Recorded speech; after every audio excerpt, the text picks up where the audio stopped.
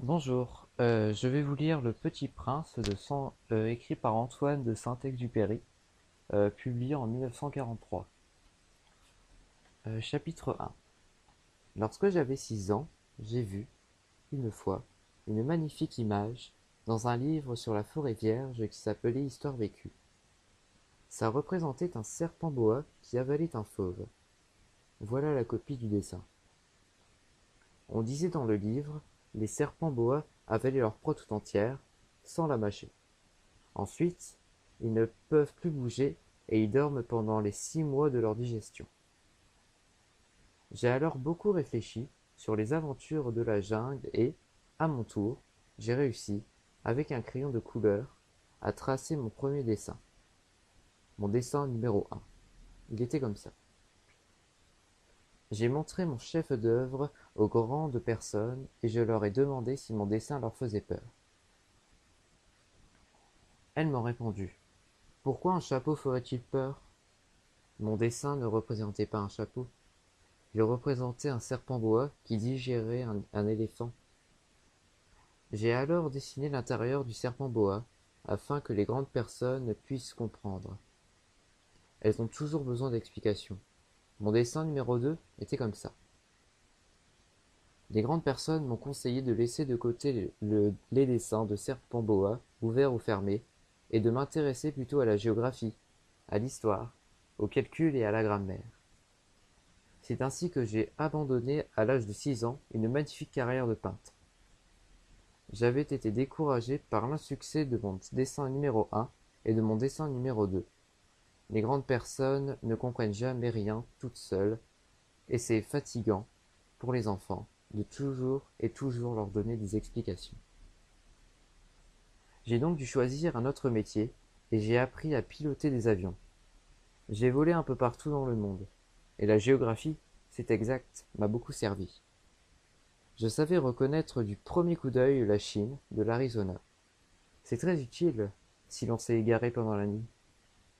J'ai ainsi eu, au cours de ma vie, des tas de contacts avec un tas de gens sérieux. J'ai beaucoup vécu chez les grandes personnes. Je les ai vus de très près. Ça n'a pas trop amélioré mon opinion. Quand j'en rencontrais une qui me paraissait un peu lucide, je faisais l'expérience sur elle de mon dessin numéro 1, que j'ai toujours conservé. Je voulais savoir si elle était vraiment compréhensive. Mais toujours, elle me répondait, c'est un chapeau. Alors, je ne lui parlais ni de serpent boa, ni de forêt vierge, ni d'étoiles. Je me mettais à sa portée. Je lui parlais de bridge, de golf, de politique et de cravate. Et la grande personne était bien contente de connaître un homme aussi raisonnable. Chapitre 2. J'ai ainsi vécu seul, sans personne avec qui parler véritablement, jusqu'à une panne dans le désert du Sahara, il y a 6 ans. Quelque chose s'était cassé dans mon moteur. Et comme je n'avais avec moi ni mécanicien, ni passager, je me préparais à essayer de réussir tout seul une réparation difficile. C'était pour moi une question de vie ou de mort. J'avais à peine de l'eau à boire pour 8 jours. Le premier soir, je me suis donc endormi sur le sable à 1000 milles de toute terre habitée. J'étais bien plus isolé qu'un naufragé sur un radeau au milieu de l'océan. Alors, vous imaginez ma surprise au lever du jour, quand une drôle de petite voix m'a réveillé. Elle disait: S'il vous plaît, dessine-moi un mouton. Hein? Dessine-moi un mouton. J'ai sauté sur mes pieds comme si j'avais été frappé par la foudre. J'ai bien frotté mes yeux, j'ai bien regardé, et j'ai vu un petit bonhomme tout à fait extraordinaire qui me considérait gravement. Voilà le meilleur portrait que, plus tard, j'ai réussi à faire de lui. Mais mon dessin, bien sûr, était beaucoup moins ravissant que le modèle. Ce n'est pas ma faute. J'avais été découragé dans ma carrière de peintre par les grandes personnes à l'âge de 6 ans, et je n'avais rien appris à dessiner, sauf les bois fermés et les boas ouverts. Je regardais donc cette apparition avec des yeux tout ronds d'étonnement. N'oubliez pas que je me trouvais à 1000 miles de toute région habitée. Or, mon petit bonhomme ne me ressemblait ni égaré, ni mort, de fatigue, ni mort de faim, ni mort de soif, ni mort de peur. Il n'avait en rien l'apparence d'un enfant perdu au milieu du désert, à 1000 miles de toute région habitée. Quand je réussis enfin à parler, je lui dis: Mais qu'est-ce que tu fais là? Et il me répéta alors, tout doucement, comme une chose très sérieuse: S'il vous plaît, dessine-moi un mouton. Quand le mystère est trop impressionnant, on n'ose pas désobéir.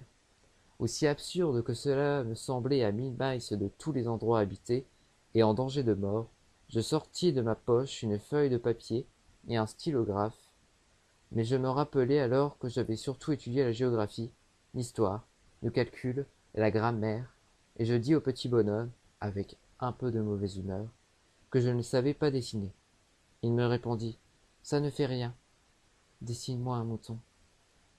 Comme je n'avais jamais dessiné un mouton, je refis, pour lui, l'un des deux seuls dessins dont j'étais capable, celui du bois fermé, et je fus stupéfait d'entendre le petit bonhomme me répondre: Non, non, je ne veux pas d'un éléphant dans un bois. Un bois, c'est très dangereux, et un éléphant, c'est très encombrant. Chez moi, c'est tout petit. J'ai besoin d'un mouton. Dessine-moi un mouton. Alors j'ai dessiné. Il regarda attentivement, puis: Non, celui-là est déjà très malade. Fais-en un autre. Je dessinai. Mon ami sourit gentiment, avec indulgence. Tu vois bien, ce n'est pas un mouton, c'est un bélier, il a des cordes. Je refis donc encore mon dessin, mais il fut refusé, comme les précédents. Celui-là est trop vieux. Je veux un mouton qui vive longtemps. Alors, faute de patience, comme j'avais hâte de commencer le démontage de mon moteur, je griffonnai ce dessin-ci, et je lançai. Ça, c'est la caisse. Le mouton que tu veux est dedans. Mais je fus bien surpris de voir s'illuminer le visage de mon jeune juge. C'est tout à fait comme ça que je le voulais. Crois-tu qu'il faille bien beaucoup d'herbe à ce mouton? Pourquoi? Parce que chez moi, c'est tout petit. Ça suffira sûrement. Je t'ai donné un tout petit mouton. Il pencha la tête vers le dessin. Pas si petit que ça. Tiens, il s'est endormi. Et c'est ainsi que je fis la connaissance du petit prince.